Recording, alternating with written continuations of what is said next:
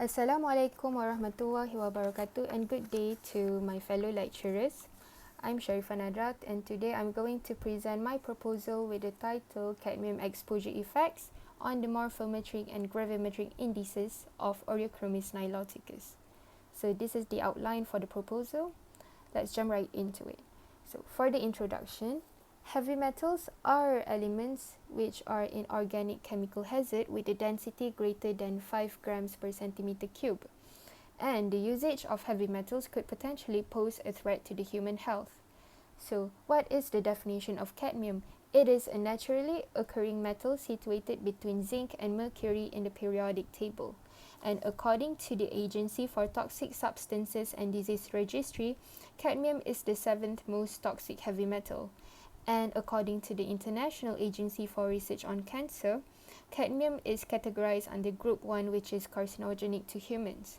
So there are two main sources of cadmium, which are natural source and also the anthropogenic source. The effects to human health, cadmium can cause both acute and chronic intoxications. And the consumptions of food contaminated by cadmium can have a long-term adverse effects on the health of the organisms. For this study, Oreochromis niloticus, or O niloticus for short, has been selected for the convenience of acquiring it, easy to maintain, and applicable for experimental tests. For the literature review, heavy metal contamination has become a concern that has impacted the environment on a global scale due to the irreversible nature of heavy metals itself. So, industrial and agricultural activities are some of the sources of environmental pollution. And humans can be exposed to cadmium or heavy metals through skin contact, dietary intake, respiration, and via food chain, indirectly resulting in adverse health effects. So, biological indicator is used for this study, which is used to identify the positive or negative changes that occur in the environment and also to evaluate the environmental health. The contamination of cadmium in the water body that involves fish should be given attention, as fish is a good source of protein for most humans and living organisms. Cadmium in fish can interfere with biochemical processes, which can lead to health disorders and even in some cases, death. For this study, the collection of morphometric and gravimetric data will be used, which are good indicators for the effects of pollution on an organism. For the problem statement, human activity has greatly affected the water resources on a global scale, as water quality problems have arisen. Heavy metal contamination has become a global concern, at which millions of individuals suffer from chronic heavy metal poisoning, which results in the death of 1.6 million children worldwide. Heavy metal pollution has negatively impacted Malaysia as well, for specific the Selangor River and its ecosystem, and the transmission of man-made heavy metals via food chain can occur to humans due to the possibility of water to store and accumulate heavy metals. And heavy metals such as cadmium has the ability to accumulate in organisms and biomagnify in the food chain due to its lipophilic nature. The research question is, what is the effect of cadmium exposure on the morphometric and gravimetric indices of O niloticus? And the hypothesis is, the morphometric and gravimetric indices of O niloticus are influenced by the cadmium exposure.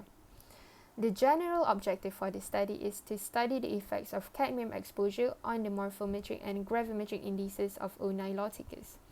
And the three specific objectives are: first, to measure the morphometric and gravimetric indices of O niloticus in 4 different treatment groups.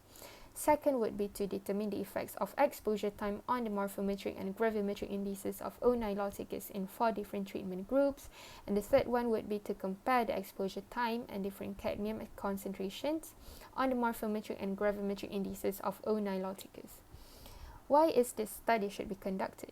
The increase of heavy metal pollution has become a worldwide issue, as cadmium has become a major ecological issue due to the ability of it to accumulate in living organisms, and it is also an element of high toxicity to the living organisms. the consumption of fish can cause heavy metal entry into the body system, which results in serious health effects. And the food chain needs to be monitored closely to protect human health from the harmful effects of heavy metals. And heavy metal measurements in fish is useful in identifying the potential health risks to humans associated with fish consumption. So let's jump right into the methodology, which is the research workflow. This is the research workflow for the study, at which there will be 4 different treatment groups that are used for. First is control group without the cadmium, 0.005 milligrams per liter cadmium solution for the second one. The third one would be 0.010 milligrams per liter cadmium. And the fourth one would be 0.015 milligrams per liter of cadmium group. Okay, so this is the diagram for O niloticus or Nile Tilapia, which is the common name. These are the materials will be used for the study, and the apparatus, and the measuring tools that will be used for the measurement of length and weight of the fish sampled. So for the cadmium preparation method, dilution method will be used for the preparation of 1000 milligrams per liter of cadmium nitrate solution. And for the aquarium preparation method, the tap water will be left overnight in 4 sets of aquarium in order to eliminate the chlorine content in the water. So for the fish rearing method, 500 fishes will be reared in chlorine-free tap water for 2 to 3 days before immersing them into the actual aquarium for the adaptation purpose. And 125 fishes will be reared in 4 different treatment groups with a stocking density of 10 to 20 kilograms per 1000 liter, at which there will be 40 fishes for each aquarium. And fish pellets will be given according to 6.5% of the fish body weight, and aquarium cleaning will be conducted for once in every 2 weeks. And for the sampling method, 20 to 40 fishes will be sampled for every 4 weeks, and the measurement of length and weight will be conducted by the apparatus that I've shown you just now. For the fish dissection method, kidney, liver, gonad, and also the fish's gills will be sampled for the purpose of the study. And for the descriptive analysis, there will be 2 main parameters, which are morphometric index and also gravimetric index.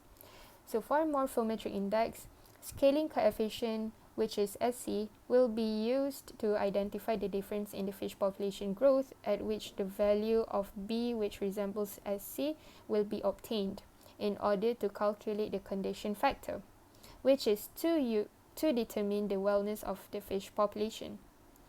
This is the formula that is stipulated by Lecrae 1951, at which low K value indicates that the wellness of the fish population is poor, and vice versa for high K value.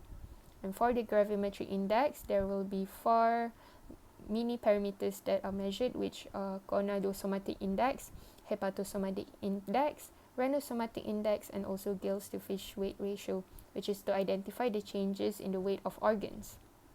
So there will be 3 statistical analysis types that are used. For specific objective number 1, descriptive analysis will be used. Second, specific objective, simple linear regression test will be used. And the third one would be the application of two-way ANOVA.